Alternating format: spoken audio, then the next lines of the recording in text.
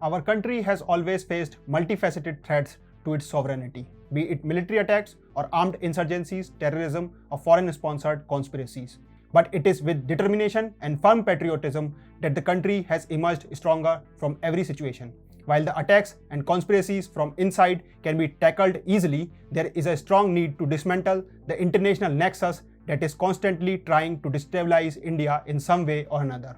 Namaste and welcome to TFI Post. I'm your host Paurush Gupta. Let's begin.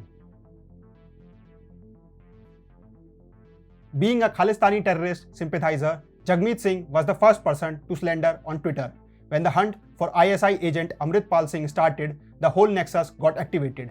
It started to issue statements and post tweets in favor of Khalistani terrorists. Suffering with selective amnesia, Canadian TikToker Jaggu forgot his nation's act of trampling the trucker protest.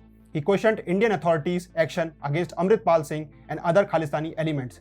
After Jagmeet's raw draft, in no time the whole anti-India toolkit gang started peddling copied content. These lazy morons could not even rephrase or come up with own falsehoods on the same tune. The infamous creature Mo Dhaliwal led the toolkit gang last time. This time he has issued a public pleading to Miss Rihanna as Punjab needs her. The only aim of these parasites was to fill resentment in the people of Punjab and entertain themselves at the cost of India's devastation. After almost 1 year of the arrival of so-called Bhindranwale 2.0 in India, the Khalistani poison again started to spread in the air of Punjab. The ISI and Khalistani terrorists groomed Amritpal to use Bhindranwale's aura to muster sympathy. They aimed to gain support from the people of Punjab so that when Amritpal Singh carried out terrorist activities, Punjab would turn towards violence in support of Amritpal. This would portray India as the oppressor of free speech. So it is not that they want Khalistan to be a reality. Instead, it is a smear campaign to malign India's image and erode its increasing global clout. They badly want to tarnish India's image as the biggest democracy in the world that is witnessing fast development and financial growth. Actually, they know that it is not possible to carve out Khalistan from India, since those who demand Khalistan are outnumbered and there is a majority of Punjabi population that wants peace and stability. So it must be noted that fugitive Amritpal is just a pawn in the bigger plot of a malicious game against India. The main players of the game are the cowards like Jagmeet Singh, Tanmanjeet Singh Dhesi and Rupi Kaur among others. They sit in their air-conditioned offices and homes and act as handlers for terrorists transported to India. These hate-mongers and cheerleaders of terrorism and extremism don't even condemn acts of terrorism. So how can anyone expect that they will stand with the Indian right to maintain law and order? They just want on to do what Amritpal was doing from within India. Talking about the conditions of people in Punjab, they tried to garner the sympathy of Sikhs without giving a damn about their security or the long-term peace of the state.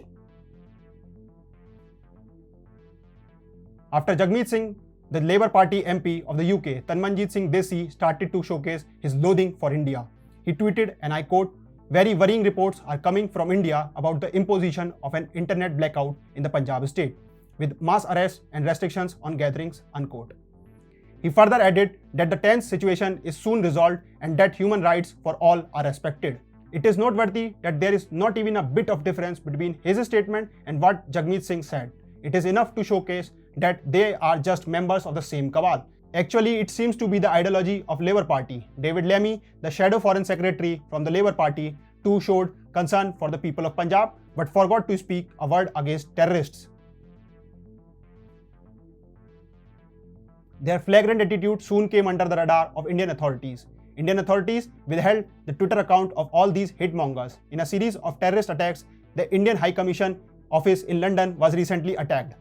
According to media reports, between March 15th and March 19th, there were 2,559 new Twitter accounts opened, with the majority based in Canada, United States, Britain and Punjab.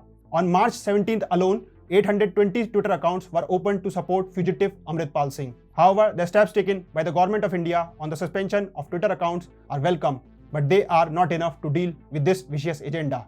India needs to engage with governments around the world and send a clear message that they should not forget the line while speaking.